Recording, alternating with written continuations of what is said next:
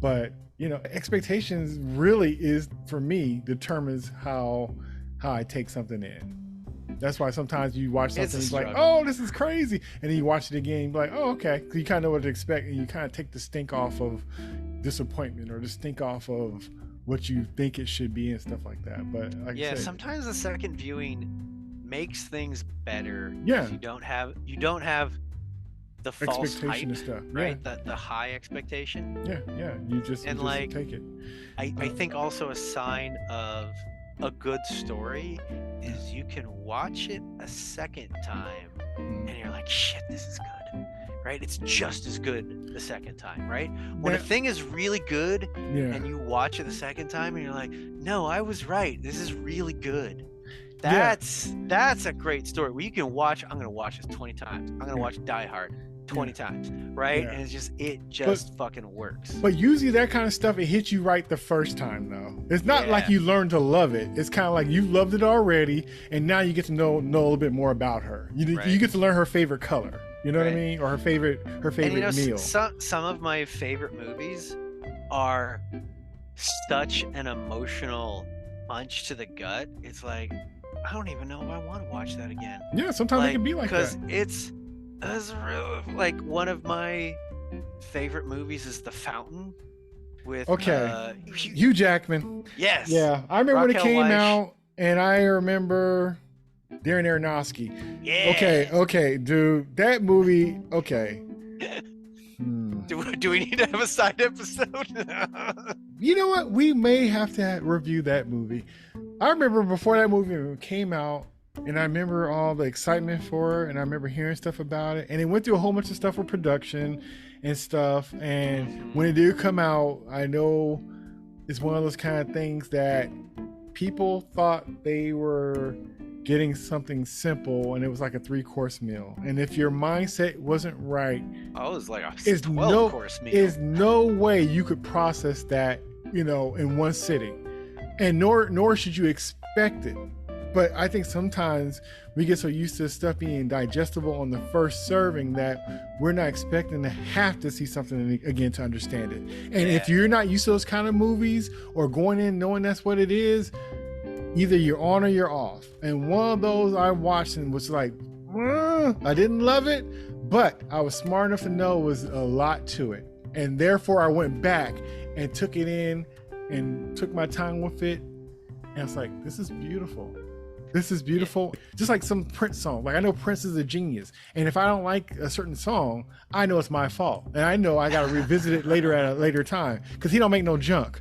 So if I'm not getting it, I'm just not ready for it yet. But I'll never disregard the artist. And Darren is one of those kind of artists that I respect. And I just didn't get it at the time. I'll just have to revisit it. But I knew to go back in to rewatch it. And I was like, okay, it's one of those ones that you really just, it's powerful, but it is a lot. And it's not an easy, I won't say, it's not a book, but I'll say it's not an easy read, even though it's a movie. It's almost 3 books. Yeah. Yeah, exactly. That's interesting that you mentioned that one. But that's one of my favorite movies. Really? I would love to know. Don't tell me now, but I would love to know. I've probably only watched it 2 times. I think I've seen it 3 times. But it's amazing. Like, it's really good. I saw, what was it? His first movie, Pi. Mm-hmm. Like, I saw it in the theater. when it like got a tiny limited release. Like, I went to the city to catch it. Like, I forget how old I was. I might have been. You had to be young. I had to have been like in college if I was lucky. It might have even been earlier. But like, I went on like a weekend or like some day off I had. My mom was working in the city, and I went into the office and said hi. And then, because it was playing at the Embarcadero, and I just like, I'll go watch this movie. And I had no fucking clue what I was in for. Yeah. Holy crap. Yeah, that one, I don't know if I even understood it, but I still liked it because I knew that it made sense. I just couldn't grasp it at the time. But it's one of those ones I ended up buying later on. But yeah, like movies like that, and Memento, and The Primer, and all that kind of stuff. The primer, time travel one, Primer. Yeah, so stuff's like, so certain movies are just like, yeah, those movies don't slow down for you. They don't wait. They don't ask for permission. They just are, and you either on for the ride or you not. And they're not concerned about, you gotta trust the driver that they know what they're doing and where they're going, and you either, like I said, you just have to figure it out. The other thing with a movie that is, description maybe sounds too negative, but movies that are really dense, right? Dense in a layered way, right? Where there's lots of information coming across, and it's not like, hello, I'm doing exposition, but like the way we use this color light, the way we do the blocking, right? Things are going on in the foreground, things are going on in the background that are relevant, right?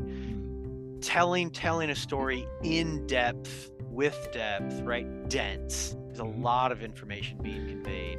Yes. Like, you have to pay attention. Yeah. You can't be just sort of cruising through the movie where they're gonna serve up sort of everything that you need. Yeah. Like, I would say 90% of Marvel movies are like that, right? Where everything's more or less happening at the surface. Yeah. Right? Which is fine. That's totally a way of doing it. For the masses, though. It's built for the masses, so that makes sense. Right? And it's like, if you're watching at home, you can be fiddling on your phone, right? And you get everything that you need. You could watch most of Ahsoka on your phone. Right. Like, nobody's offended by pizza. Everybody could deal with pizza. Yeah. But there's other pieces that are like The Fountain, where it's like, you absolutely have to commit yourself to every iota of the screen and what you're hearing and the music and everything else. Yeah. But, Ahsoka wasn't that. That's fine. So it goes.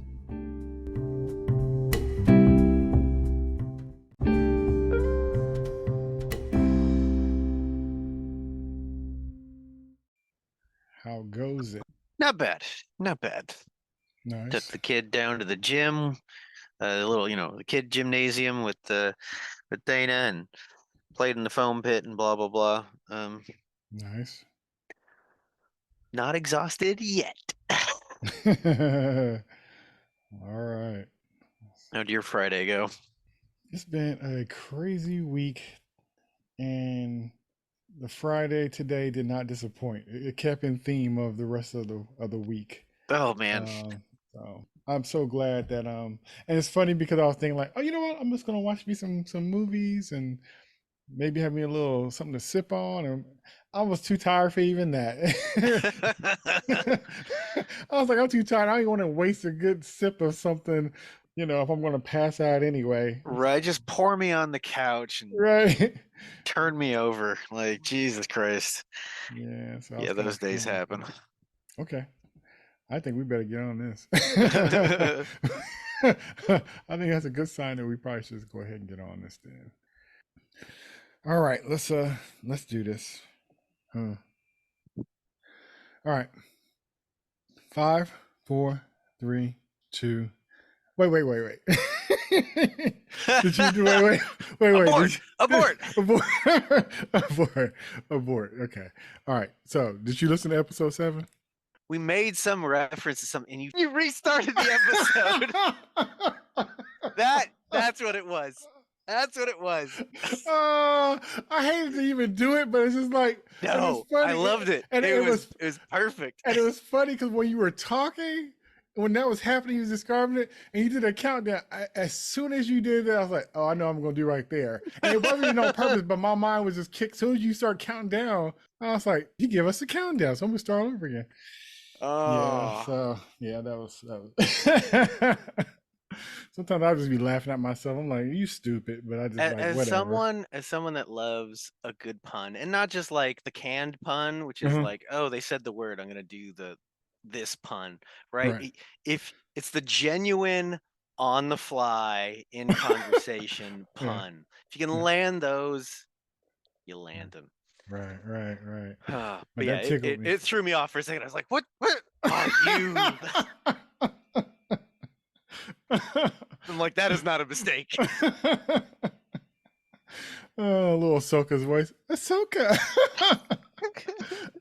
But yeah, I just want to mention that because I thought it was just funny. I thought like that's like I hated to do it because because of the flow, but then it was just like, when's the next time you're gonna do like a countdown? Right. So I was like, you gotta that's use cool. it while it's there. Right. All right. So 5, 4, 3, 2.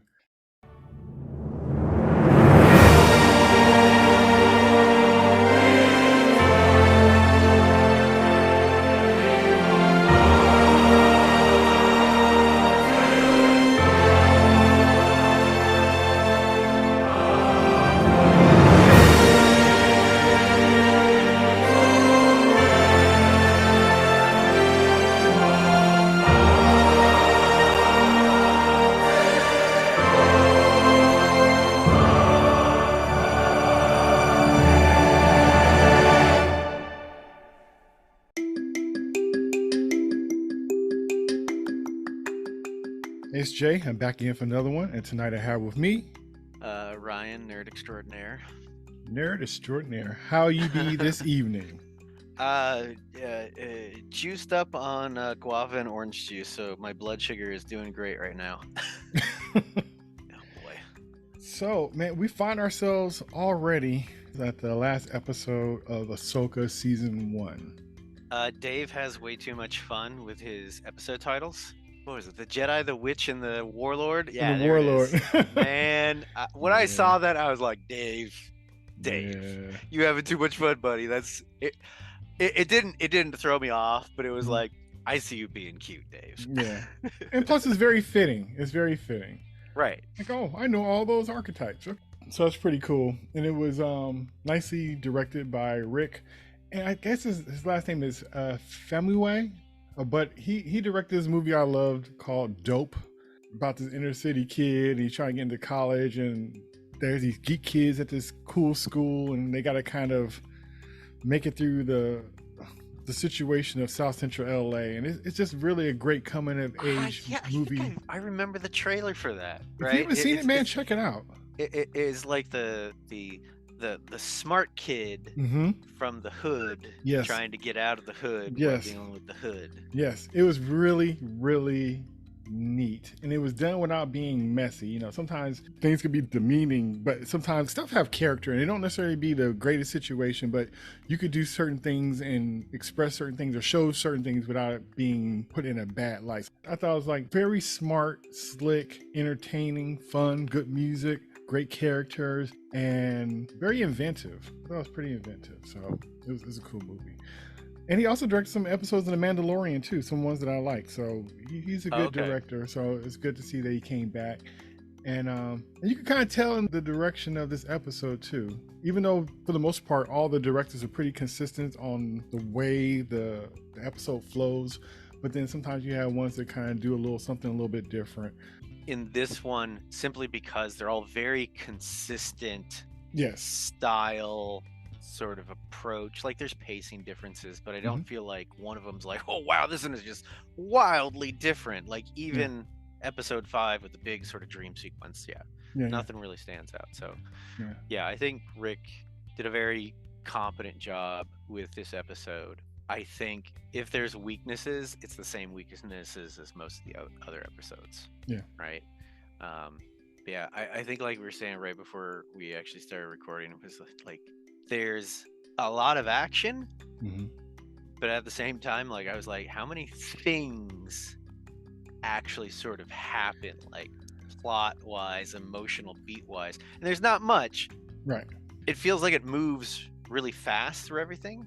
I'll give it that, because normally it doesn't drag. It doesn't drag. Yeah. I'd say the action's pretty good. There's a couple bits where I was like, ooh, I like that. Well, let's kind of go through it. Let's get into it. All right. So this episode starts off with the notification that the cargo is complete and they're pretty much ready to ship out. Right. And so you pretty much have the ship, and you have Thrawn there, and Morgan and Elsbeth, goes over to him and just kind of gives him the update. And I have to admit, like, I'm enjoying Thrawn and how, you almost got to kind of read his responses. His responses are not typical of characters. And so it's kind of interesting to see, either his lack of a response, and then the person who's speaking with him having a response to him and his lack of response, which I think is pretty cool to see. And so seeing how things have been going so far, even his answer to Elsbeth about having everything ready to go, because he's simply like, oh, well, I think we need more time, even though, and she's kind of like, okay, if you say so, kind of thing. And it's just like, here's the pieces being moved, and what will this add up to possibly? And then we also, in the same beginning, we get where the sisters get together and they want to give Morgan a gift, and it's a makeover. Yeah, I liked this scene of her getting sort of her upgrade. Is this normally the process for them? That's how they get to look the way they look and all that? Or is it? I thought it was just their. I haven't come across a thing where we see that process happening. Now, I haven't seen all of Clone Wars, and definitely the Night Sisters are handled in more detail there. So it might have been something that was shown in Clone Wars, but I had not seen sort of this ritual / ceremony of her. I think she becomes a mother. I could be wrong. She might just, because they refer to her as being a sister, like being one of them, like refer to her as a sister, and I believe they called it a gift of shadows, is what they bestowed on her. Yes, that sounds about right. So she gets an upgrade. They burn some green fire into her face, and her eyes go dark, and like all that sort of stuff, and she starts to take on the same sort of complexion and sort of dark spots over the face. I thought it was cool. And usually you get heroes that are asked to make big commitments to things, right? And I think these two scenes kind of are close to each other in sort of the timeline of the episode. But Morgan basically gives herself over to the Coven, right, to become a mother, right? It's very clear. It's like, this is a one-way thing. Like, there's costs to this, right? Power isn't free, right? They don't say that, but they say that, right? Because they're basically saying, like, you saying goodbye to your old life and you're going to accept this new one. It's almost like a baptism. Like you will be changed. It really felt on par with that. And then I don't know if it's the same scene or right after, but I know later we also get Thrawn's night troopers basically volunteering to go down and defend the tower. And like, at one hand it's like, okay, they're all volunteers for this action, okay, they're gonna hold the line. But we realize later what they're really volunteering for with the Night Sister magic, which was like, there it is, there it is. Interesting to see the bad guys, as it were, being the ones to put themselves on the line. For Morgan, it's not for Thrawn, it's for the Night Sisters, but it's to defend Thrawn, to allow the Night Sisters to get out, and it's Thrawn's night troopers that are putting themselves on the line for Thrawn to get out. Because it was interesting, because Thrawn's like, kind of like, who are they? And Elsbeth was like, those are the volunteers. They're volunteers for you. And he said, not for me, for the Empire. I'm like, wow. Yeah. Like, okay, I got you. That's so. That is very much Thrawn. Okay. So, one of the things that makes Thrawn so likable, he's the villain, but he has very likable qualities, just like we were talking with like Balin, right? There's aspects of sort of his presence and persona that's like, oh, that sounds cool. But somewhere, I think it was in one of the first Thrawn books in the old Legacy stuff, they come across Luke Skywalker's damaged like X-wing, and they're like, hey, Thrawn's like, hey, tractor beam that X-wing and bring it in, and Luke like basically jury rigs his hyperdrive to break loose, right? And so in the Empire, there's all this thing where it's like, if someone fucks up, they're dead, right? And so Thrawn's like, all right, well, let's go down to like the tractor beam area and find out what went wrong. right? Goes down, talks to the ensign. The ensign's like, well, he seemed to do this, so I tried this other thing and this other thing, but that didn't work, and da-da-da-da. And it was like, interesting. All right, none of those things should have worked. And then he turns to the ensign's superior and like asked about his training process, and it was like, oh, we never covered these contingencies, da-da-da-da-da. And Thrawn's like, well, it's your fault then. It's not the ensign's fault, right? The ensign actually tried to improvise. Okay. Right? That's initiative, but you didn't train him right. Okay. You're going to train him right. He might have made it, executed him or whatever. But it was this idea of like accountability where accountability is supposed to be. That makes sense to something that I didn't quite understand. Later on, there's a situation where somebody is sent to task. They tried to do something and they failed. And he made a note. I think what he said was note their names, right? As in like mark their names and add it to, the list of people that died in combat. I thought you mentioned something about their leaders.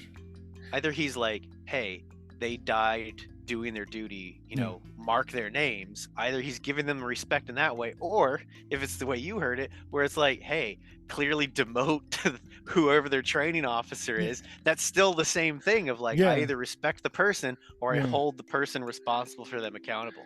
Because I definitely took it as him being, thought it was right on that they tried, but they failed. Because I think it was the TIE fighters who didn't respond back.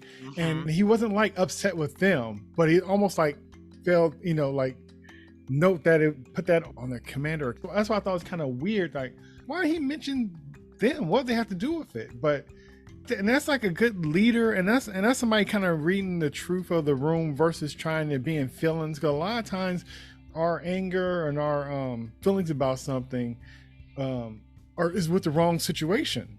Right. Sometimes we're blaming the person and not the system. Blaming the worker that can't do anything, but it's like, who's telling them to do? The rules are in line to make that a problem. It's not they're just following what they're supposed to do.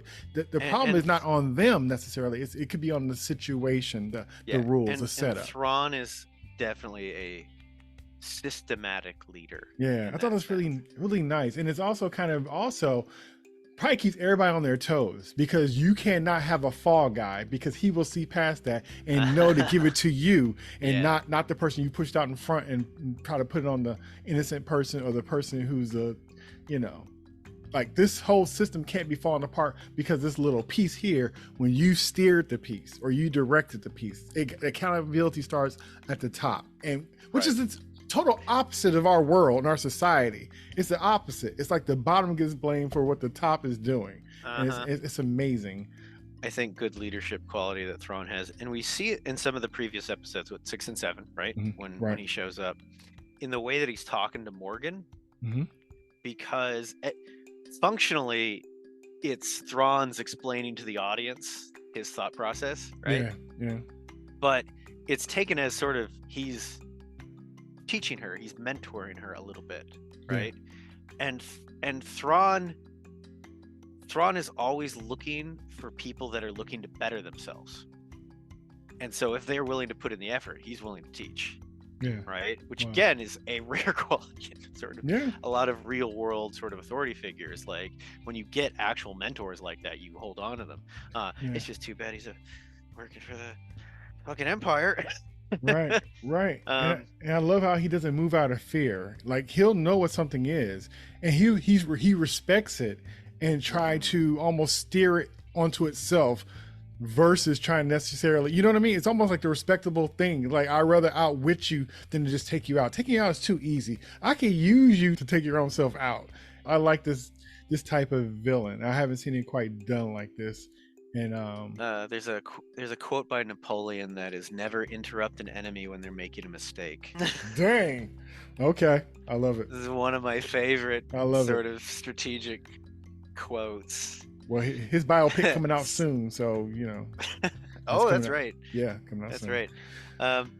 But the other interesting thing, when Morgan gets her upgrade from the mothers, is they summon a sword for her. The blazing green sword, the blade of Talzin. Yeah, I was like, all right, whatever, cool name, sure. Is that And real? Like, is it the dark sword? I don't know. Okay. So that might be just like so the Night Sisters can summon stuff. Okay. That is a thing that's established, like even in Jedi Fallen Order. Was it not Fallen Order? The second one, Jedi Survivor, right? God, I can't remember her name. But Cal's Night Sister friend, companion, she's able to like summon daggers and staves and stuff like that when she's fighting. So that didn't throw me off. But it's clearly meant to be like a badass sword, and of course it's wreathed in green flame, Night Sister flame, and it allows her to eventually fight against the lightsaber with a non-lightsaber. Opens up some possibility. When we get to that fight scene, I got positive things to say. Okay. It's funny, when I saw it, I was like, oh, that's interesting. I think there's a lot of stuff going on here with magic and stuff that kind of tripped me out, because I'm not usually associate those things with Star Wars. So I thought it was kind of interesting, just some of the stuff that was kind of going on and behind the scenes stuff that probably was happening, but I never seen before. So the sword, and for it to be that type of sword and everything, but it was cool. And also the first thing I thought is like, finally this actress get to flex and do what she does for real, because she's really a martial artist. So I'm like, okay, so because it's almost like, I thought it was interesting and very restrained, that I was like, okay, she got skills in real life, and the fact that they're not using her like that, I think that's very interesting. But as soon as I saw her get her little handy dandy, green glowing sword, I was like, oh, it's on. Okay, now she gets to flex. The actress. Yeah, and even God, it was only a few weeks ago. I think it was right before even you told me that she is Bruce Lee's goddaughter. Yeah. Diana Lee in Ahsoka. Right? I had no clue. Even from when she showed up in the Mandalorian episode with Ahsoka and had that amazing fight, I was just like, oh, all right, she knows what she's doing. Like, it just sort of slipped under my radar, but like looking at the fight scene later that she's in, it's like, oh yeah, okay, now it clocks. There was good stuff in that fight scene, and it was clearly her. I thought the same thing too. It's like Ahsoka, she's doing fine, but it's something when you have somebody who really know what they're doing going against it. It's like she's not keeping up. When we get to the fight scene, okay, nice thing to say. And then just back on the TIE fighter thing. So, if I had one quibble with Thrawn's reaction to the news that his TIEs got shot down, because what they reported back before they were destroyed, that they made contact and that they were attacking Ahsoka's ship, and then he hears nothing else, right? So there's a little bit of assumption being made that the ship was taken out. Yes. Right? That was the thing, is like, you don't know, Thrawn. So just a sideline of like, keep 4 TIE fighters on standby until we are in orbit, just in case her ship has not been destroyed, right? That's it. Because then Thrawn's covering bases, because man, we saw what 2 TIE fighters could do. 4 TIE fighters or more, right? Not those pithy little snub fighters from the hyperspace ring, right? That didn't manage to shoot down Ahsoka's ship. But if it was, a swarm of TIE fighters, would be screwed. So just him covering that base, right? The air approach would have been nice, but it's kind of a minor quibble. Back before the TIE fighters actually do their attack, we get sort of Ahsoka and Sabine and Ezra, and they're just slow rolling with the bug people, right? And why are you slow rolling with the bug people? Why are you slow rolling? I was wondering the same. You should fucking go to Thrawn immediately. Right. It'd be one thing if it's like do a quick scene of Ezra saying bye-bye and go. And you could tell how important that really was, because after everything kind of went down the way it did, they went without him anyway. So it goes to show how that wasn't really a factor. Like, what were they going to do exactly? I think the writers are trying to find a way to have the outcome of their ship gets taken out, so they have to do the ground approach, right? Because if you just play out the alternate scenario where their ship is functional, well, we don't get the cool tower approach thing, Right. blah blah blah blah blah, right? So they found a way to take out Ahsoka's ship. Yep. And without everyone getting killed. And then also the timing was very, I guess, good, because during that time Ezra was working on a new lightsaber, and then we also got a chance to have him have a conversation with Hu Yang, and they kind of give information and it's teased about how old he is. 'Cause I remember you told me he's older than Yoda, so that was kind of teased, because he's like, so how old is you? And then he didn't really give the answer, but he kind of suggested that he's been there for a long time. And a matter of fact, when Ezra told him who taught him, how to make a lightsaber, he said, I trained him. I taught him, and then checked them talking about the type of kid he was. Right. So that's how. So like, I'm at least old enough to know your master when he was a kid. Right. So he kind of like make checking his lightsaber. Exactly. And it's like Ezra's whole thing is he's trying to build, and this isn't explicit until later, where he's trying to build a lightsaber and he's basing it off Kanan's design, right? Which is why I can't get this emitter to fit line up. And then Hu Yang is like, oh, well, here's the same piece he the had master an used just in case for his emitter, kept the backup, and it fits for Ezra's lightsaber because he's basing it off of Kanan's design. Yeah. And it's like a nice moment of like another master apprentice. Yeah, and it served more than one purpose. It gave some backstory about two characters at the same time, and also during that conversation and talk, because Ezra was like, finished with the piece and stuff, and then he was about to ask Sabine about her and her training, and Sabine kind of just disappeared and left. Right. And he asked Hu Yang, like, what's up with them two? And then we finally get some backstory on the situation. And it's funny because it would have kind of lent to have the information before, like when she's trapped and she's dealing with Anakin, and you wonder what's this conversation is about. And she was afraid of Sabine possibly be turning dark. And kind of pieced it together, but it would have been nice to kind of have this before that to kind of understand what she was kind of going through. Because I knew she'd been through some horrific stuff, and you knew that she had some abandonment issues and all that kind of stuff. But like I said, their conversation, their dealings didn't quite tie for me for whatever reason. But when that was said about how she's being afraid and kind of backed off of her because she didn't know if she's going to turn, and she's, gun shy of the fact that people that's close to her turning, potential Jedi's turning. I love that. Okay, cool. Say that. That would have been great. It lines up together. Give us that in episode 1 or 2. Exactly. Let us play through that whole theme. And you know question. What? If they would have had that conversation, Hu Yang and Ahsoka, when she was training her in that room, and they left, and remember she didn't talk to her, and they was kind of talking around each other, and then she went into the cockpit, and they was kind of talking back and forth and still not saying anything, but she's talking. Why wasn't that said then?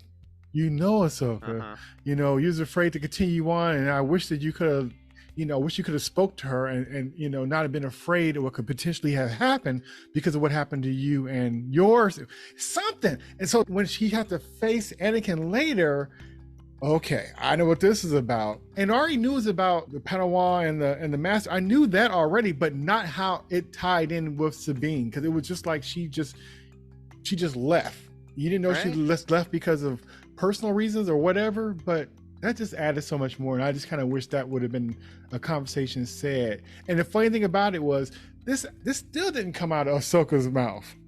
It still came out of somewhere else, but I'll take it because I didn't get it nowhere else. But I still didn't even get this from Ahsoka, and it still wasn't discussed between them two, even though she goes outside and they talk and have a conversation out there.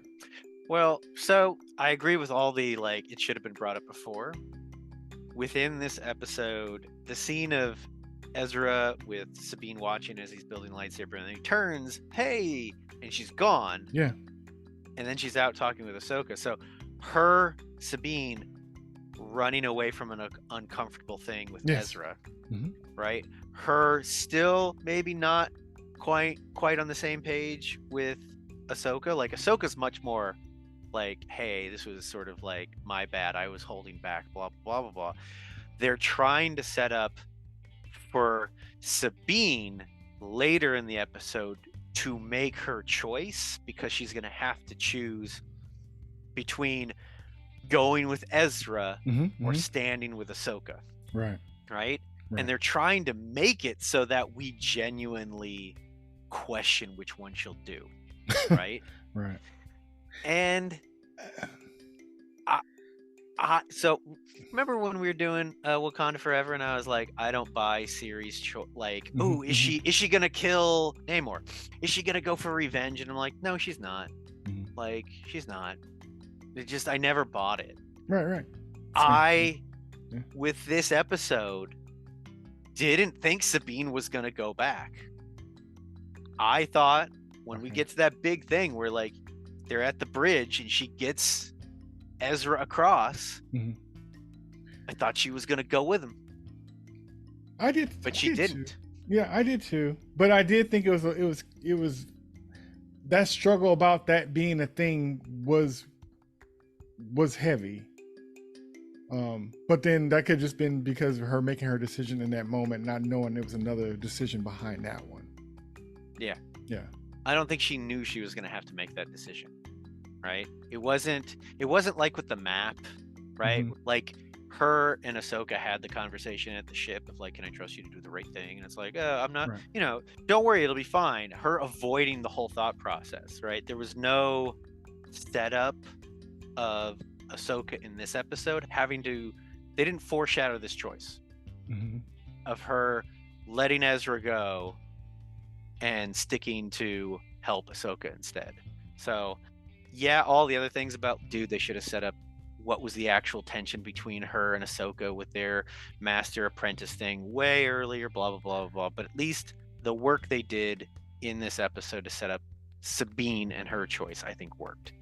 Yeah, well, I'm glad they just didn't just brush over it, but they did kind of touch. So when Sabine went out and Ahsoka's outside on top of the ship, they do have a slight conversation about her choices, and she wasn't mad at her. She had more of an empathetic feeling about it. So she's like, like I know, basically, and I'm not holding it against you, basically. Like, I understand it had to be a hard decision and stuff. So I thought that was pretty cool.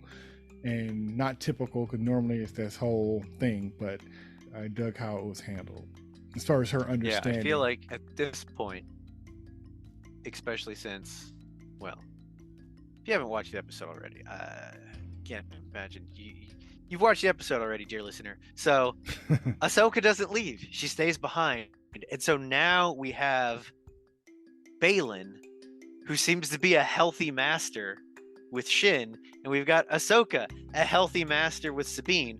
Granted, Baylan and Shin are split up, but whatever. It's like now we actually have two healthy master apprentice relationships.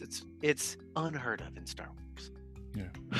But yeah, so the ties, they shut down the ship, which means, of course, as I guessed, they're gonna have to do the ground assault, and they're gonna have to fight their way up the tower. And we get the whole setup of like the night troops are going down to the tower, and they're going to be the frontline defense. And I think for the most part, the combat sequence that works, the assault on the tower, works fairly well. One of the things that they could have done to just make it a little better was setting the playing board, because we didn't really know the layout of the tower. Right. We know the Sabine left on the ground, right? So we kind of vaguely, like the whole gate and the entryway area, we didn't really understand where that was. It was all a little bit disjointed when Sabine left, right? They're like clearly in a big room when she gets on the platypus wolf, right? Yeah. And then she goes out, but we don't really understand that physical location coherently. And then there's a bunch of stairs with doors that's not set up. That's the first time we see the staircases and the doors. And then we get that middle room that has a hollow projector, and then we get the top of the tower which has the hollow projector, and like you kind of vaguely assume the middle room's in the middle of the tower, and then there's stairs. So the layout of the tower wasn't laid out ahead of time. It wasn't, and if I found myself kind of curious because I couldn't tell if they was on a ship yet or not.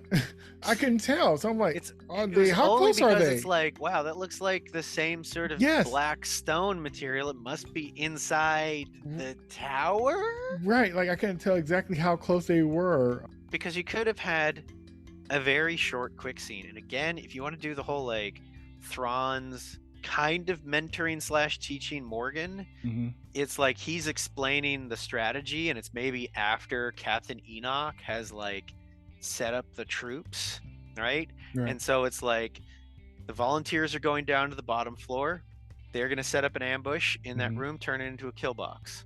We got all the spiral staircases with 4 blast doors going all the way up. We can close those, which they don't. They don't close the blast doors. They let the good guys close them after them. They use the force to hold it open.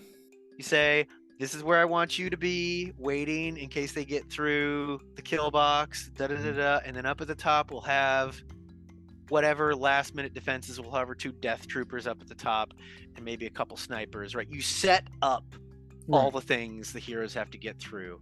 Right. He pulls off what he wants to pull off, but it seemed kind of messy the way it was done because it wasn't clear how it was working out. Like it worked out in his favor. Right. But I would have liked to see. It didn't feel tight. Yeah, I would like to see how that happened because I was more confused than I was thinking like, oh, that's slick.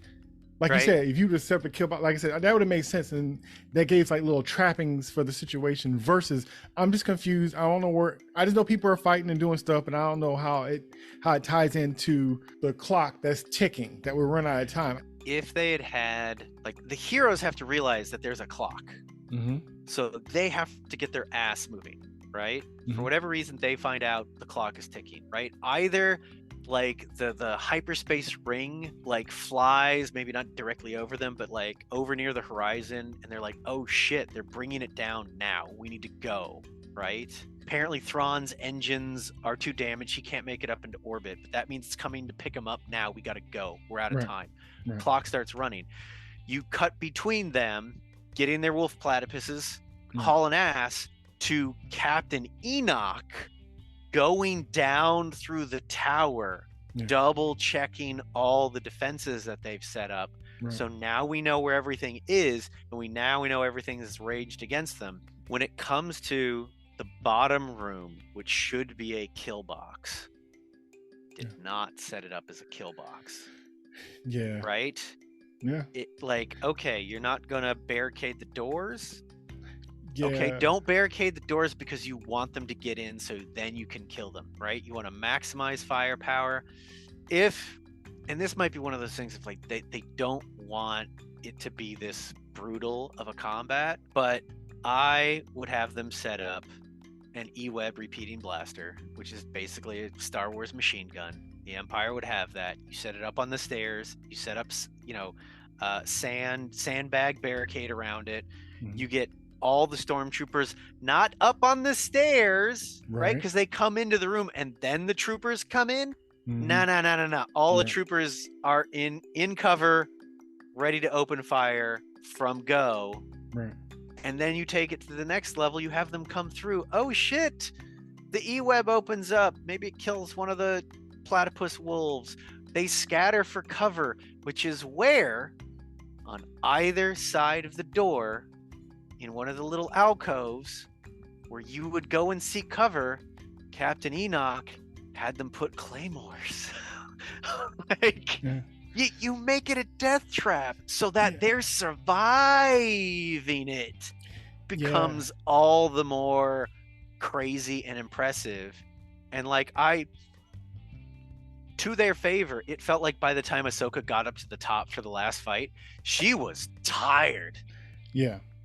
Right? She was slow, but they didn't make the Imperials, and this is our problem with Wakanda Forever, is they didn't make the Imperials feel extra competent, right?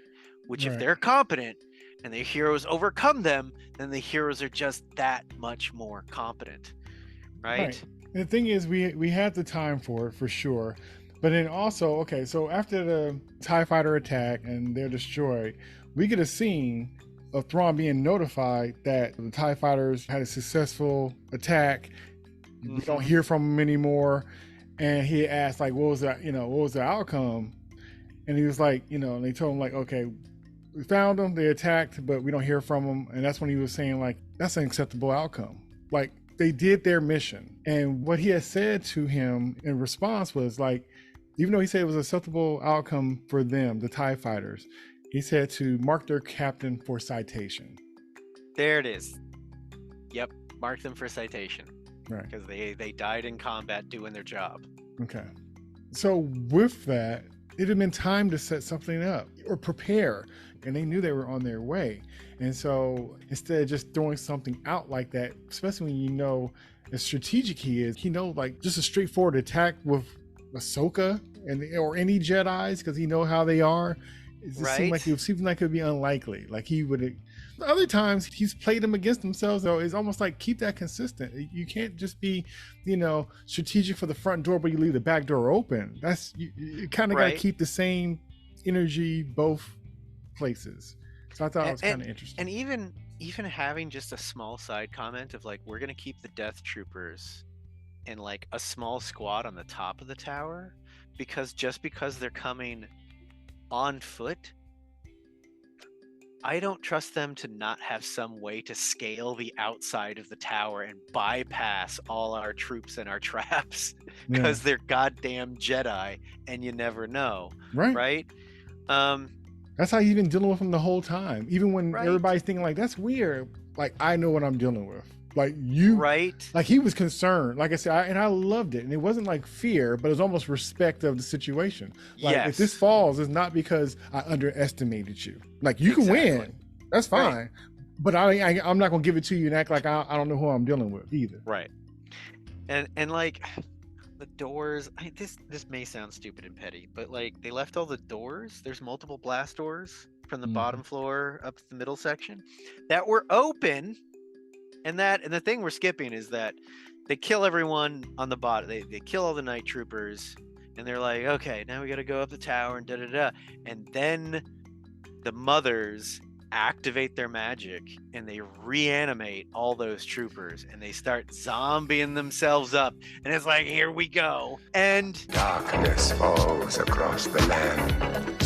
The midnight hour is close at hand. Part of me was excited, part of me was confused, and part of me was like, okay, along with the blazing sword and the other stuff, it's just like, and the magic, it's like, what am I watching? What is Watch this? Star Wars. Right. like I will say this is a very Star Warsy episode.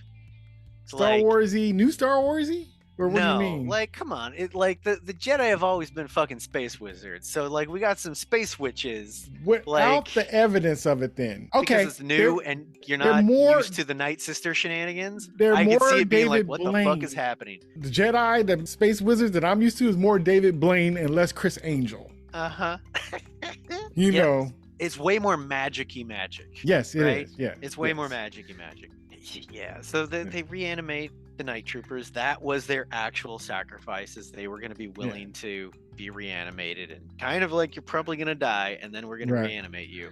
Right. It went straight Thriller up in there. They're kind of a threat, but they're also zombies. Like, if they played up the horror aspect more, I think it might have worked a little bit better. But it's also like, this is Disney Star Wars, and like, you get a little bit of it where, like, later when Sabine's fighting the Death Trooper, like, part of his mask is up, and it's like, you don't really see it, but it's like, clearly he's a corpse. Yeah, it's more for a cool zombie than it is a scary zombie.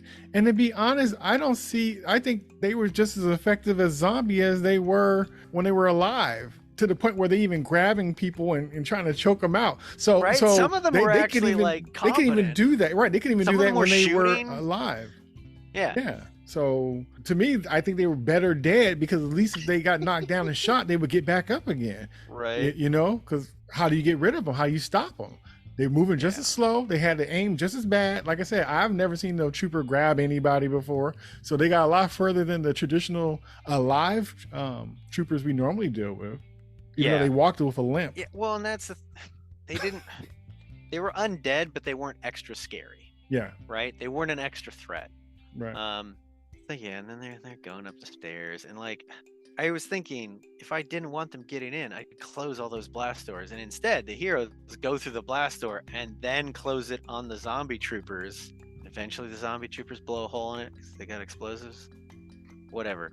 But like having it where they have to cut their way through a blast door while they're being attacked. Right. And then like one of the things I was thinking about was like Sabine is really fucking smart.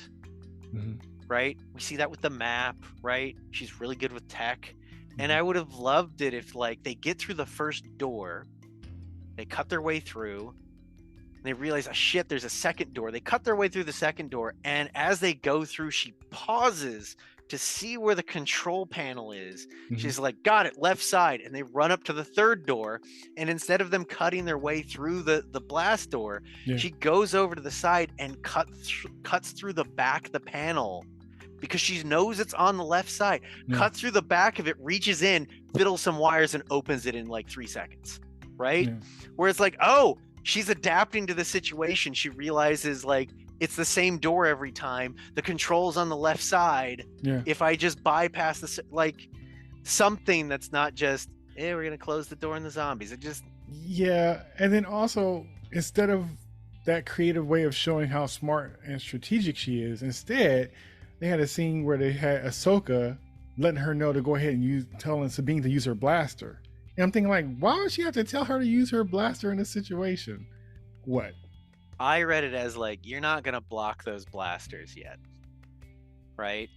Because she hasn't got her connection with the Force yet, right? And it's one thing to be like, look, you're gonna be way more effective if you are offensive and shooting with your blasters. You've got Mandalorian armor, just fucking shoot. I think she gave her good information. I'm just thinking, why would she figure that out for herself? Is my point. That would have been a better character moment. I would think that she would have. If we talk about how smart she is, I'm saying she shouldn't have to be told to use her blasters in that situation. Right. I don't think it's wrong that, of course, if she's not using them, hey, pull it out. But if that's your thing, why aren't you doing that? And so, and also just having her just say a thing like, this is not a time for defense, and put the lightsaber away and put out the blasters and just or something. If you want to make it like a lighter situation, but really she shouldn't have to tell her to do that. One, that's her thing, and two, she should read the room.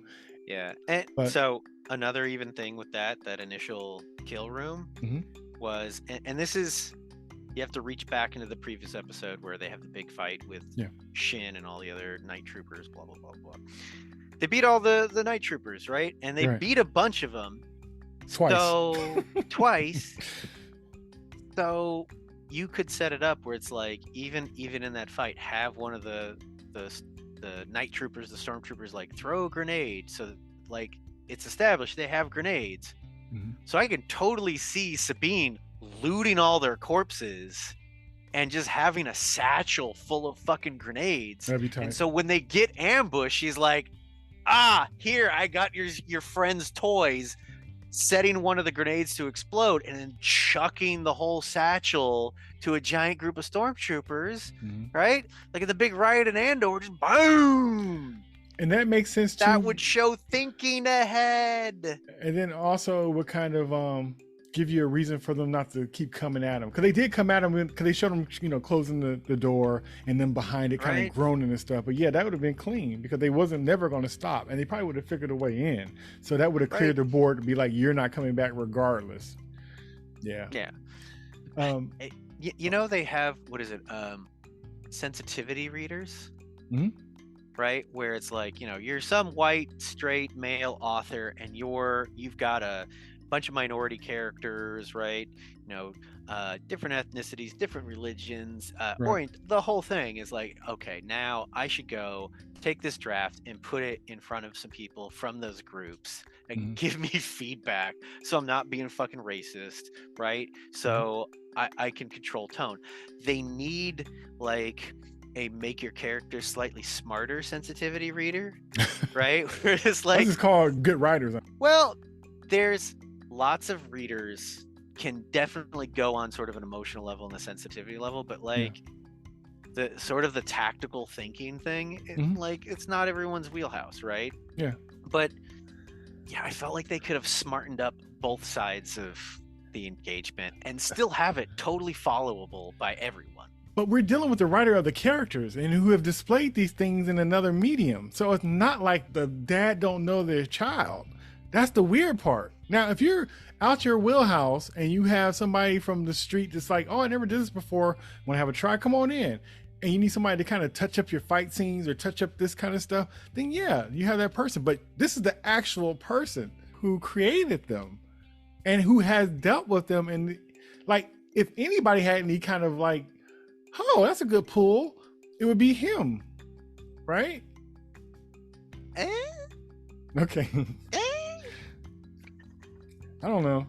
If it had a different writer, it'd be different. But I think even a different writer would be almost throwing some extra stuff up in there. I don't know. I don't know what's going on behind the scenes. But yeah, I hear what you're saying. Because really, I think sometimes the lack of that stuff comes from, and this is with, even like we were saying, even if it was like talking about a character that was a different race, what those people are doing, like I said, the sensitivity readers, what they're doing is knowing more about that person or that culture, that little details that could be used to be pulled into the reasons why and how things move.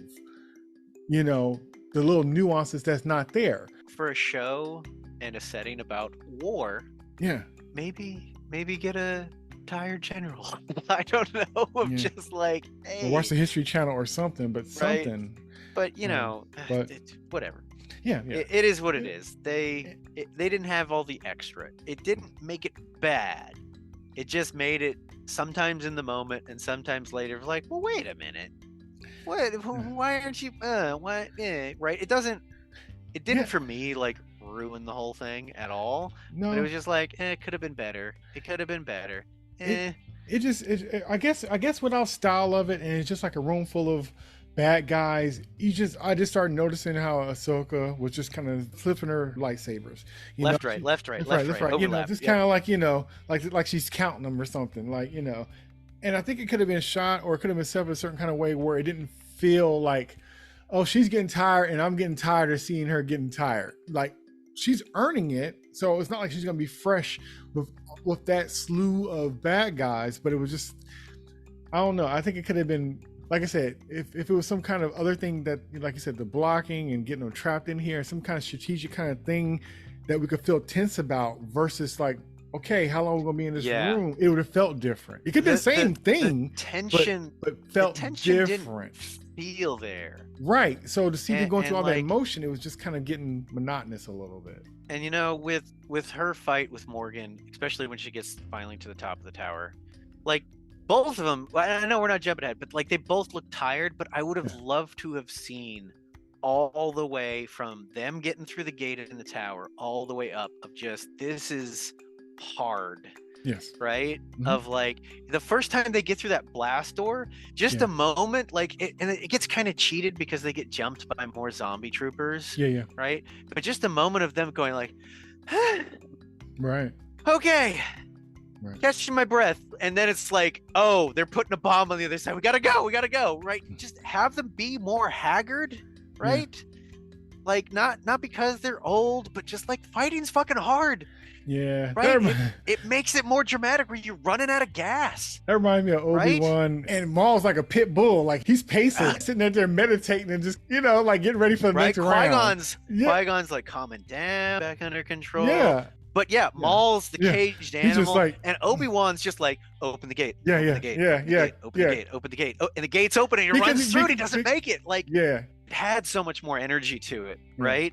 Everybody and it's like had their way of dealing with being the like, situation. the clock is ticking, Mm-hmm. Yeah, it could have been cranked up, right? Yeah. Like going to like Rogue One, the whole ground battle and the space battle, it's cranked up the whole time. And if anything, it keeps cranking up more and more, right? Right. So, but it wasn't bad. No, it wasn't bad. I will say that. It was not bad. Yeah, they go up the tower, and I think Morgan's waiting for in the middle room right? Yeah, but before that, what we have is Morgan goes to Thrawn and saying we're ready to leave. And Thrawn tells her that we need more time and sends her to pretty much to go fight the Jedis. Yeah. And basically it's for her to die. And you could tell that she knows it because he says we need more time. She's thinking like, we don't need more time. We can go now. Oh no, we need more time. And you can see how he's just looking straight faced and she's kind of looking into his eyes like, as you wish, you know what I mean? But you could tell that she's kind of like, I feel like Morgan was kind of like, if this is what it takes, then this is what it takes. Now they could have set it up where like they're feeling under the gun because like if it had been like, oh shit, there's Ahsoka and the other two coming across the plains and we're getting ready to do our bombardment. It's like, and then you point up to the sky and like the hyperspace ring is just coming down, right? Because I think at that point it already like started the docking process. Yeah. And then it's like, well, what do you mean we don't have time? Like, we're docked. Like, why do we not have more time? If they had been like, we have to spool up the things to the da-da-da-da-da-da-da-da, okay. Yeah. But if it was visually like, we can see it, it's still not here yet, and they are here. We need more time. Then emotionally it lands better, I think. I think that they were ready to go. Go kill them. And that's why she said that. I think that they could have took off. I think that he was playing chess. Thrawn's playing chess. He knew that I cannot turn my back on Ahsoka. I can't turn my back on her. Even if we're ahead, we're not ahead because she's still a factor. Right. You need to go and take care of this. And it's going to cost you. I think he knew that she wasn't going to serve. She knew that she was either going to die or get left behind. Right. But what he wasn't going to do is turn his back and have her out there. So I need somebody to at least keep her busy while we take off, because there ain't no way, no matter how far, how close everything is, she's going to be on my butt. I know her. I know her kind. I know her people. I know her master. I know her master. I know her master. So I think it was that. And I think that Morgan knew that. And that's why she kind of like, she didn't go against it, but it seemed like the expression on her face, she kind of knew like she was going to get left behind or die. Yeah. Like she knew that's Suicide what he was saying. Squad. Even though he didn't say that, I think she knew the situation and kind of paused and accepted it and did what she had to do, which was cool. Yeah. Because like I said, he didn't have to yell at her. He didn't have to order her or be messy. No. He just kind of like, it's interesting to see like somebody's respecting somebody even when they know what that means. You usually see so many people either like no conflict with what they're saying and they just do it, and sometimes that seems kind of crazy, like, oh, they're just a dummy and they're just doing whatever and they don't know any better. But to see people who are smart and reading the room and still going with that anyway because of respect, or I love that. That's the same thing I saw with Shin and Balin. Like even when stuff start questioning, okay, but you see in my face that I'm not understanding or I might have conflict, but yet and still, I'm still going to move because you told me to. And I love that versus just like, okay, boss. Okay, master. So I like that. It's like, oh, I know what this means. Okay, as you wish. You can see why Thrawn is a threat, not just tactically and strategically, but his leadership style, right? Yes. Where you can see why he would be able to reanimate the remains of the Imperial remnant. So she's down waiting for Ahsoka when the three of them get up the stairs and all the doors that weren't closed. Yep. And Ahsoka's like, you two, go on without me. I'm going to have a badass fight, which she does. Yeah. And so now I will say nice things about the fight and Morgan's sword. Have at it. So, as I mentioned, they both look progressively more tired because they go and they fight all the way up to the top of the tower, blah, blah, blah. But like they actually look tired. Mm-hmm. 2, I seem to recall a couple episodes where I was like, oh, all these fights, you don't see people flinching away, right? Where it's like, I thought I was safe. Oh, shit, right? Sort of flinching, right? It's one thing where it's like, oh, I just dodged out of the way, right? There's a difference between, oh, I saw it coming and I dodge, and it's like, oh shit, right? You almost didn't see it and you barely get out of the way. When they're up on the top of the tower, there's specifically a point where Morgan like flinches back because she didn't read the strike right, and she barely gets out of the way. And the fight felt more dangerous in a way, right? It didn't feel like 1, 2, 3, 4, 5, 6, 7, 8, and swing, right? It felt more like a fight. Yeah, it did. So I bought it a lot more. And the finishing move wasn't cheated. I love being able to see what kind of went with that move. Oh yeah, you could was actually dope. see Ahsoka That was take dope. her out. I did impressed. appreciate that. Take your sword, cut with mine. That was nice. It was nice. And then for all the sword nerds in the gallery, they gave her a single-edged blade, right? It's not a double-edged blade. It's single-edged blade. It's not a katana. If anything, I'd call it closer to like a Chinese Dao, DAO for anyone Googling at home, Chinese Dao. It also known as like Chinese broadsword is what we called it. So I've trained on a Chinese Dao. I train on the Dao, which is just a giant or huger version of that. And one of the interesting things that you can do with the longer ones like a Dao is the back edge.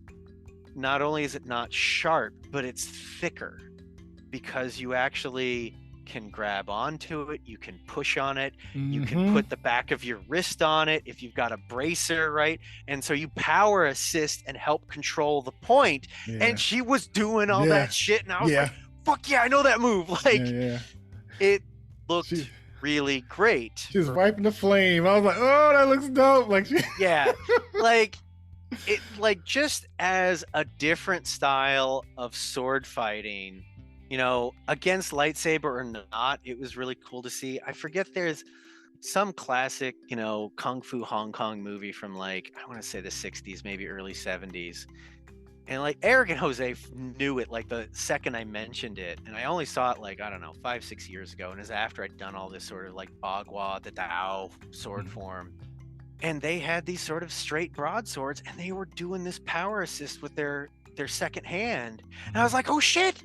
That was like the first time I saw it like a Kung Fu movie, right? And I was just like, oh shit, there's other people like, and it's like, okay, this is not this form that I just learned, this long ass punishing form, right? Like that's a legit thing. So anyway, it was just really cool to see that. And it's rare that I've seen that on film.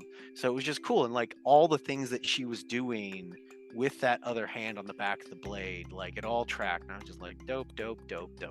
So yeah, they fight their way back up to the top of the tower. And meanwhile, Sabine and Ezra, they go up to the top of the tower. And oh no, it's the 2 Death Troopers. Yep. And they are already undead.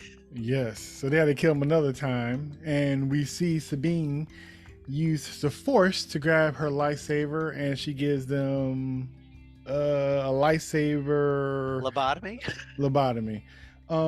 So how do you feel about her and her Force abilities?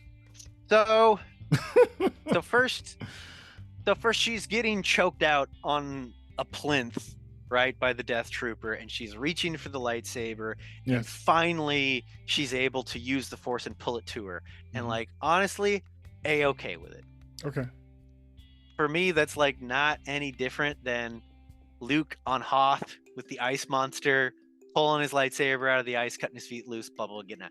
It's the same thing. Like, I think I was joking earlier about, I liked that they were showing Sabine getting trained and struggling and like not being able to do it. And it seemed like they weren't going to do the Doctor Strange. Well, how do I do magic stuff? Well, we just throw you on a mountain when you're going to die. And you just have to fucking do it or you die. Right. And they do the same thing here. Granted, they did the same thing to Luke. Right? Because that makes it dramatic, right? If it's like, oh, I've got this ability that I can count on. But we know who his father is too. No, we don't. We did not know who Luke's father was in Empire Strikes Back. Not at the beginning of it, only at the end of it. But we knew that he was special. Yeah. That's why he was dealing with Yoda and everybody. So we knew that he wasn't normal. How about that? Right. He wasn't in question. It was more of time. Yeah. But as far as like Sabine finally pulling it through at a critical moment, that's always yeah, that's how it goes. That's how it goes. And it worked, right? Yeah. Lobotomizes him, they get out of there, helps Ezra, boom. Okay.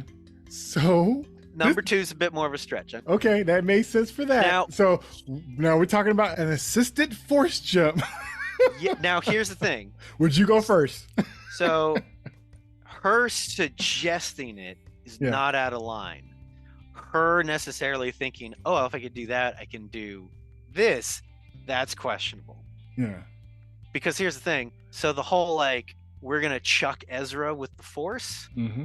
Ezra did that with Darth Maul. So that's a thing that happened in the Rebel show where like he jumped and then Darth Maul force chucked him the rest of the way. Yeah. This is when they teamed up and Maul was trying to make him his apprentice. So for one, Sabine to be like, oh, Speedball special, right? Colossus and Wolverine. Yeah. Knowing that move, okay. I'm not knocking being the like, move. I chucked the lightsaber, I can chuck a Ezra. Okay, that's a fast progression. That's a fast progression. It makes it dramatic. I would be afraid to go first, but like I said, I wasn't questioning the idea of it. It was just her. I was more on like her ability. It's like, okay, you could do it under duress, but can you just do it for like something like this? Here's how they could have just made it work on a better level, and it doesn't change any of the other moves they make. But when she suggests this tactic, have Sabine do 2 things. One, have her take her lightsaber, right, or even one of the Death Trooper corpses, and chuck it off the tower, and then immediately yank it back to her, right? Where it's like, I've got this, right? I've got that trick, right? But then have her just step up to Ezra and be like, and just pull him close. I did not come all this way to drop you now. Now get in the fucking ready position, right? Where it's just like, I'm not going to let you fall. Right. Right? If they lean on their relationship, how important he is to her as why she is 100% not going to let him fall, then you can hand wave that she's never done it before. She just figured out how to do it 2 minutes ago, right? That would have worked a lot better, but it's still a stretch. Yeah, that would have been dope, and that's a stretch, man. Because what it made me think of was, Neo trying to do his jump, and then Cypher saying like, they never make it on the first jump, right? Because even Neo didn't make it on the first jump. But I knew he wasn't gonna go out like that. But I was thinking like that's a stretch, because but it's fine. And so after he gets over, and then it's like, then she jumps and he helps assist her over. Was what's supposed to happen. Yeah. Right? What's supposed to happen. She's supposed to follow. Yeah. And he's like, come on. They kind of did it strategically, because they kind of cut after it as if, okay, she's next and it's going to happen. The way they cut it, the way it was edited, it was like you just assumed, because they didn't show anything after that. So you assume that she was on the ship with Ezra as well. Until the reveal. They didn't show her making the choice. It's like, ready? Yeah, because they showed her at looking. That point, he showed her looking, right? Yeah. We're looking back at Ahsoka, and then she looks back up to him. Yeah, and then we cut away, yeah. right? Mm-hmm. And that's they're trying to sell that she's gonna leave Ahsoka and go with Ezra. Right. And when it comes like, and this is one of those points where like it looks like Ahsoka is getting tired. The rest of the Death Troopers are now surrounded her and Morgan, and it's like, oh, it's not looking good. Right. And Sabine comes in and like starts fighting. Like, I wanted Sabine to go for broke and just. And there's bits of it where it's like, oh shit, she's blocking lightsaber, or she's blocking blaster bolts, but like it could have been just more intense, right? Yeah, it could have been shot way better, like that. It should have felt like a fucking anime. Let me put it that way. One thing anime does so fucking well is just sell motion and action, and the camera can do crazy things that's hard to do in real life, and this is sort of consistent with most of the fights in the show. It was like, okay, they're fighting, okay, did a cool thing, but like it should have been a big fucking moment, because Sabine is now reversed her choice, right? And part of it is she got Ezra out, right? So that's an easier choice, but she's not going with Ezra, so it's not about her being with Ezra. It's about Ezra getting out, and now she's going to stand with her master, right? And having that realization when Ahsoka realizes that she hasn't left, give Ahsoka a boost of energy back, right? And just have it be this like culminating badass, we're just gonna fucking take all these Night Sister blah blah blah. And I don't know, maybe I'm misremembering, but it just didn't feel as epic as it should have been. It felt like, oh, she's going back, cool. And that was about the emotional oomph out of me. Yeah, but that's kind of been her response and her energy towards a whole bunch of big stuff. Well, I wouldn't even say her energy. I mean the way that the show has decided to film it and show it. Like, it just didn't feel big. And I don't mean their emotional acting about it. I feel like it should be the low point for Ahsoka. And it should be this big reversal sort of emotionally for Ahsoka, but also like Sabine just wrecking shop. No, I get it. It's like the visual because language she's not of what's conflicted going on. anymore. She did her thing. She's got Ahsoka out. Right. She can absolutely commit now to defending Ahsoka, right? And have her go whole hog, or any other weird analogies I'm going to make. Yeah. It's the big moment, regardless of what happens with them getting out with Thrawn. This is supposed to be the emotional core here of Ahsoka and Sabine, master and apprentice, right? Yeah. Because I thought she did good. Like I said, when she was fighting the troopers stuff, she did good, and she was moving quickly and stuff. And I get it. Yeah, it could have been just how it was shot. It could have been that too. But like I said, this show hasn't really been nuanced like that. It's interesting, and regardless of what's going on, very seldom did I see points in this show where it felt epic or big. It always felt, like I said, it always reminded me of a play. Even like when Harold was talking to the council, it just, everything felt small in scale, in scope, even though I know it's a bigger thing. Like when they showed the ship and they showed, all the troopers and stuff, like some of that stuff felt big. But for the most part, it seemed like all these big things that should be big, like you said, big energy, big, it just feels, so it wasn't really there. So as much as some people have picked apart the scene I'm going to reference here. So The Last Jedi, the throne room scene, when Kylo and Rey take on the Praetorian guards, like looking back, there's like, oh, that guy's holding his shot and he should have got it. Blah, blah. But that scene felt big. Yes, it did. Because it was the switch of we have each other's backs. We are literally fighting back to back. And the camera work, we're moving over here, we're moving over here, we're moving over here, we're catching this. Like, it felt like someone from Hong Kong put that sequence together, right? Yeah. But the difference is with that and this is that Sabine was busy fighting the troopers and Ahsoka was fighting Morgan. So it wasn't like we got each other's back kind of thing. It wasn't an enveloping thing. It was like two separate things. And also it almost cut the energy a little bit because they kept switching back and forth. So maybe if it was like more together working in tandem, where they was in the same shot where she's working her side and she's working her side, maybe that'd been something. Or they switched off and kind of whatever. But it's still, even though they was in the same area and they were helping each other, it was shot separately. So that probably took some of it out of it. It might have lent to some of the flow.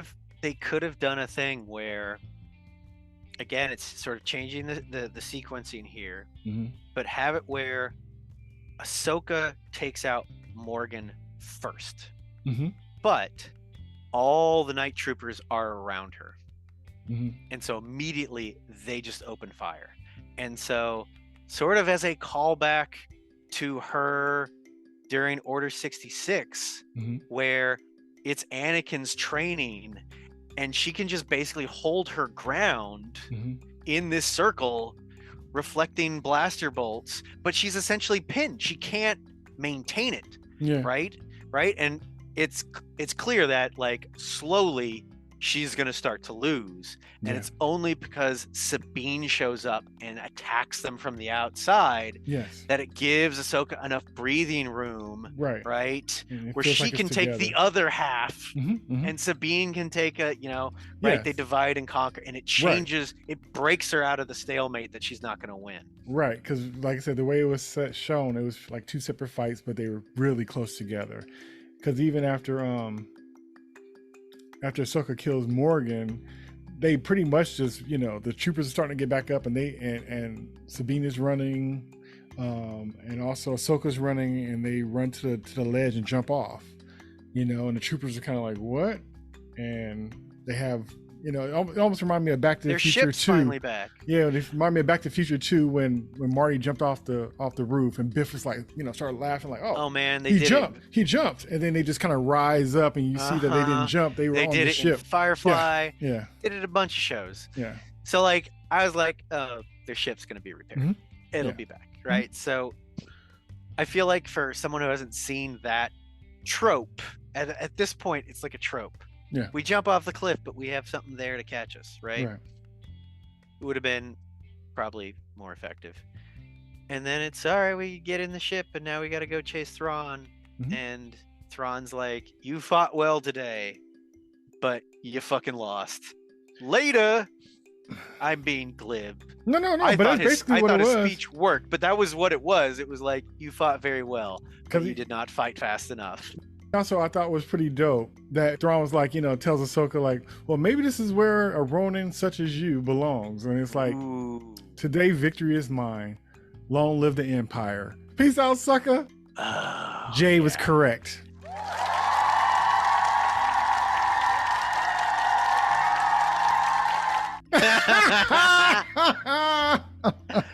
They got left Peace out, sucker. I knew it. I knew this show's gonna do that mess. I knew it. They did Empire Strikes Back tone. I knew guys did not win. I was hoping that because he had to get out. It was no. I knew he was gonna get out, but I knew they wasn't, because they were gonna save it for that movie. But the Ronin line was interesting because I think Ezra makes it, but I thought the Ronin line was interesting because I don't think that's ever been referenced.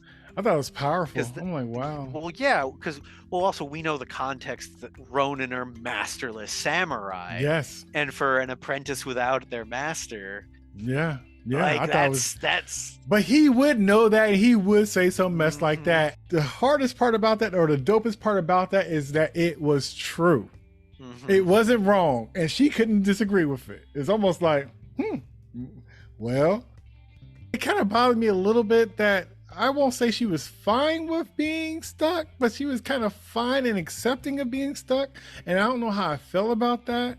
I think part of her sort of tone change coming out of the dreamscape with Anakin is that she's just more go with the flow. Like, she can be caught up in the past and trying to, prevent calamity and everything else. But like, honestly, her mindset now, in my opinion, is where you would want a Jedi to be, right? Because all that sort of like worrying, guilt, all those other things about like, oh, we didn't win, right? Oh, I'm gonna kick myself forever now. Those are understandable reactions, but you want to not engage with those feelings, right? They can come up. We did not win. We wanted to win. It was important that we win, but we lost, and we are stuck here now. Yeah, and it's almost actual stoicism. Because I understand the acceptance of loss and maybe finding insight in them losing, right? But it's the fact that they're stranded on a planet where the last person who was stranded there was over 10 years. So it would be like, sometimes you could accept something, but almost like if they were on their own planet and lost, I can understand like, okay, we lost this time, we'll get them next time. But you are, not only did you lose, you are lost. You don't know no food. You don't know how you're gonna survive. You're not familiar with the planet, with your surroundings. So to me, stoic or not, well, all those reactions, which I agree with, that's what a normal have Sabine do that. Have Sabine be the one that's she didn't do it either, though. That it didn't work. She Yeah. didn't do it either. Yeah, But she would have been the one that would have made more sense for, like, granted, So- she made the choice to stay with Ahsoka and risk not going with Ezra, but she would be the one to still be pissed off. right, because regardless if you're getting into that pan, you still reacting to the fact that the pan is hot. Yeah. Like, you know you're going, but Right. it's like, oh, it sounded like a good idea until I got here, and now Like, I knew this was gonna suck, but now it sucks. Now it really sucks. sucks. And really, the only person that I thought should have that reaction, and they did, and it made sense, was Balin, because he already committed to the situation. You know what I mean? Yeah. So Balin he sought out that. Yeah, he sought out that. And so to me, if anybody would act like that, it'd be him. I thought it was a little bit of a shame that, Shin comes out of nowhere and she was out of all this stuff. And I really liked her character. So I felt like she was neglected the whole time. And so was kind of Balin neglected the whole time in a way too. They wouldn't have had time in this episode. I know, but they cut to Balin. It's all one long action sequence. No, I get it. But they had time all these other episodes beforehand. They knew that this is how it's going to be. Pack and eat before episode 8 then, because you had plenty of time to pack and eat then when stuff was just walking in circles and stuff. I understand it wasn't room for it, but I thought it was just kind of like, because when she popped up, and it was kind of neat because it was kind of a callback to the fact that when they first saw those warriors in red, and he's almost like, don't fight them, they may be, and I thought they was going to use them in a different kind of way, like the enemy of my enemy kind of thing, but it was almost like, okay, I show up my lightsaber, and I guess, that makes me part of your crew, or I'm going to run your crew or whatever. I know it's supposed to symbolize that she's going to work it out with them, even if it don't necessarily clear about how that's going to happen, but still, when I saw her pop up, I was like, wow, it'd have been good to see her mixed into all this, and the fact that she was gone the whole time. So I just wish I had more with her, but that doesn't change that, I enjoyed her character when she was around. And in Balin, he was just wandering, and he found, his formation with, we got to talk about that. Let's talk about it. So I think we mentioned, I don't know if it might have been this season. I was talking about how there was some fan art of like Ahsoka and Anakin and like I think it was Kylo, and it was like done in the style of the Mortis gods, right? The three aspects of the Force. And it was like this Clone Wars episode where Obi-Wan and Anakin and Ahsoka go to this random planet, and there's like these godly beings on it. Oh, I saw clips of that. It's the father and the son and the daughter, and the father is the balance, and the son is the dark side, and the daughter is the light side, and blah blah blah. And the dark side kills Ahsoka, and the daughter sacrifices herself to bring it back, and the father's killed. And the father tells Anakin, "You will replace me." Yeah, right. They had something with an owl and stuff in that too. Yes, because the owl is like the daughter's pet, and the owl shows up in the World Between Worlds and Rebels and because. And I was like, oh no, man, if they do something with the Mortis gods, it's gonna be. I was like, nah. Dude, the statue that Balin is standing on with the arm outstretched is the father. And the one off to the side is the son, and the broken one on the other side is the daughter. Okay. So it's like, oh shit, okay, Filoni, you're quadrupling down on this. We are definitely in season 2. Gonna do something with the Mortis gods, and Ahsoka Sabine's theme, they're like looking up at the stars, and like Sabine's like looking up, and Ahsoka's like, did you see something? She's like, oh, this must be a glimmer of the stars. And then they turn around and they walk back to the campfire, and it's Anakin, right? Anakin Force Ghost. So here's the thing, like, God, I didn't want to go down conspiracy lane, but like, the father, the Mortis god, told Anakin and tried to convince him, you will replace me. You need to take my place. You're supposed to be the balance in the Force. Well, I mean, Anakin's free now to do that. He could literally become the balance in the Force. Balin could become the son, and Ahsoka, who's already been touched and revived by the power of the daughter and is now all in white, can become the daughter? Like, but that might be like the end of season 2 for Ahsoka. I don't know. And like the father's arm that Balin's on, that he's looking off in the distance, there seems to be some light convergence. I don't know, volcano, whatever. So clearly he's got his end goals in sight. Yeah. I thought it was powerful. Like I said, I wish it was more of him, but I thought it was a powerful note to end fucking on. Recast him. Yeah. Immediately. And like I said, or he could be changed into something else. Like I said, he could be transformed because of it. I did see Lee Shiver. Oh. What was it? I think he was in the Donovan TV show. Yeah, that's Sabretooth. Yeah, he was Sabretooth in that horrible Wolverine movie. Yeah. He's a great actor. So, That's and someone did like a composite of good. putting him in over Ray Stevens, and he's one of those big burly guys. That fits.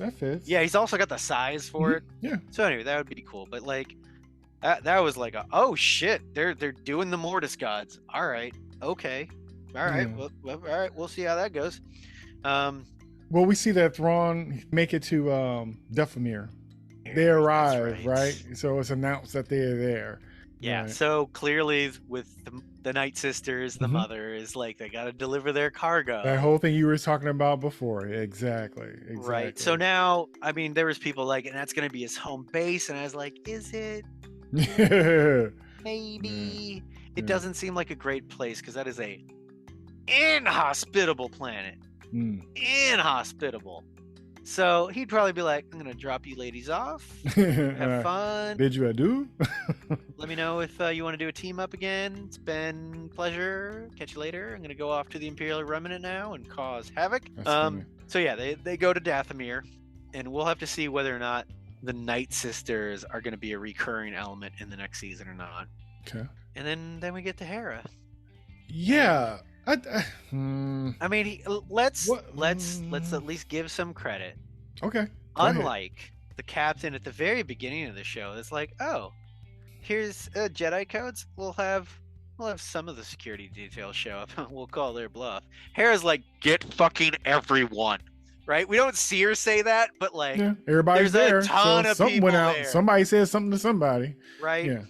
They all got their guns drawn. Yep. And here's the thing. So Ezra comes out, but he's wearing the same, we see it at the end when he like gets on the ship. He drags away one of the night troopers that he took out. So clearly he put on the night trooper armor and he comes down the gangplank and everyone's like, oh, don't move. You're a stormtrooper.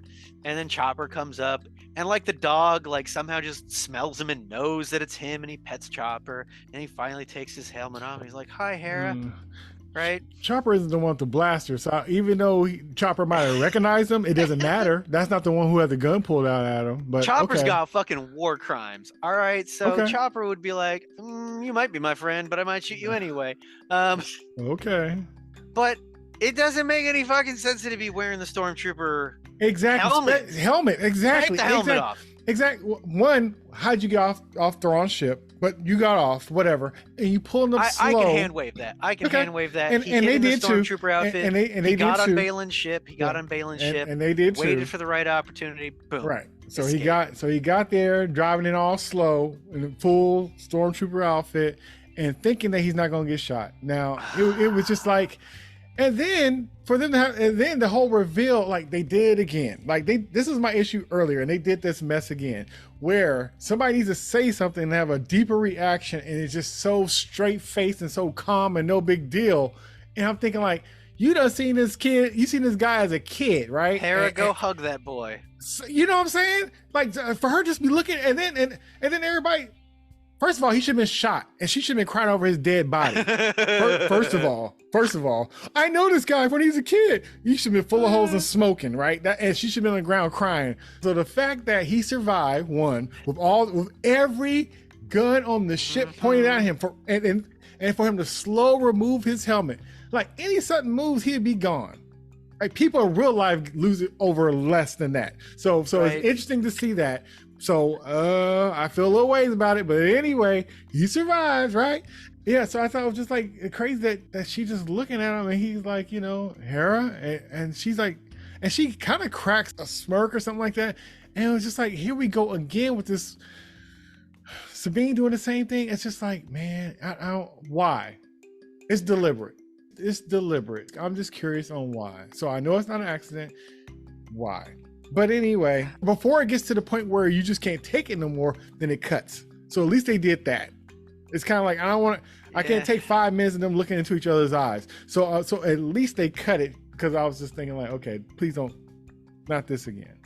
But we know he made it safe, and we know he didn't get shot. So that's all we need to know. And right. Then we go. That's all the scene does. It doesn't give us any. Well, it wasn't doing anything anyway but looking. So if nothing was going to happen from there, it was best to leave that scene. Like I said, no hugs, no nothing, no, don't shoot. I know him. No, nothing. You know who should have said don't shoot? It should have been Ezra when he's still back inside up on the ramp, right? You just have him go up to the cockpit and stick his face up against the glass and go, Hera, it's me. I got a beard now. I got a beard. Is it pretty? Like Ezra's a bit of a sassy wise ass in Rebels.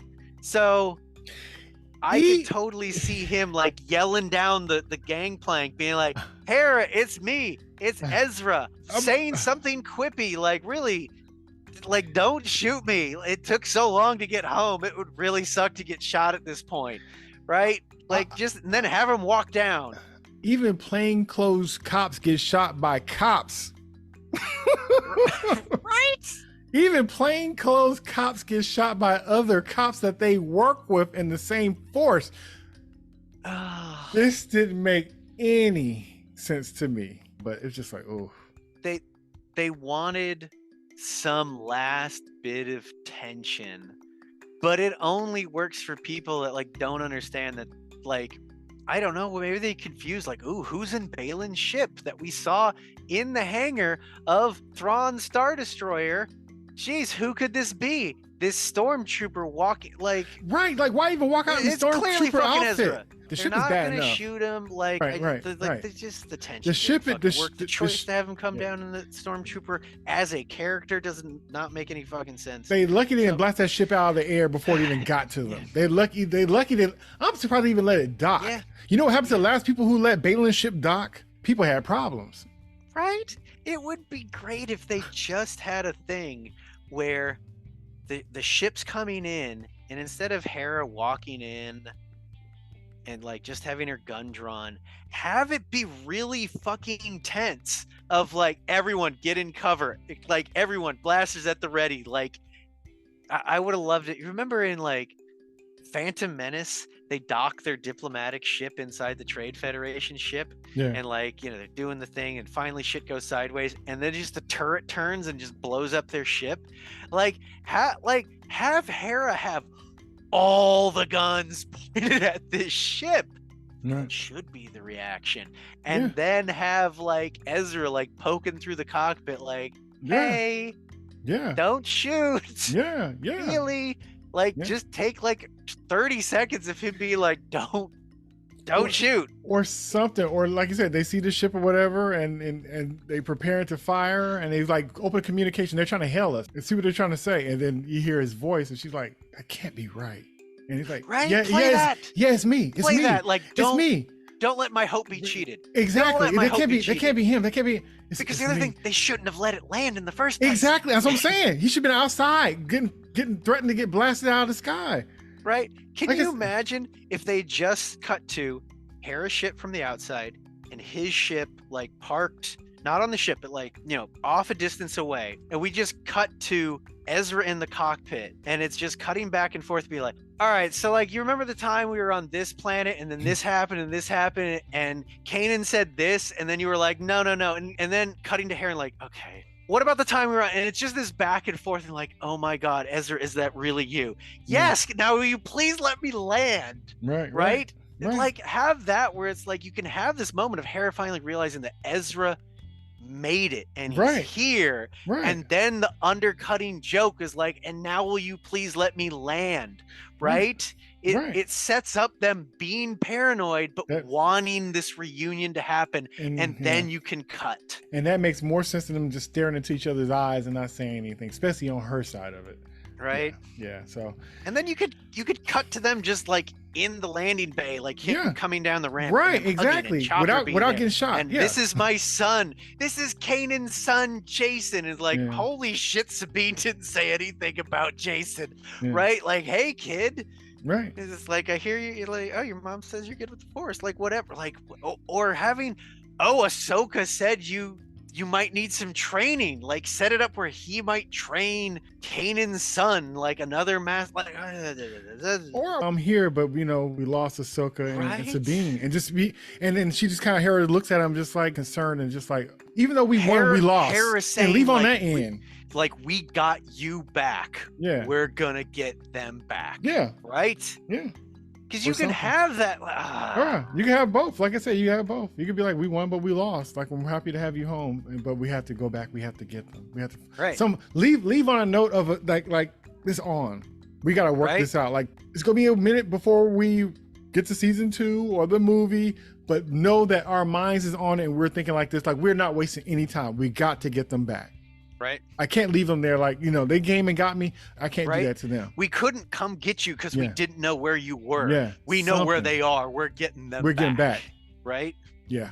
But yeah. they didn't. They didn't, but it is what it is. And so we go back to Ahsoka and Sabine, and Ahsoka says that, it's time for them to move on.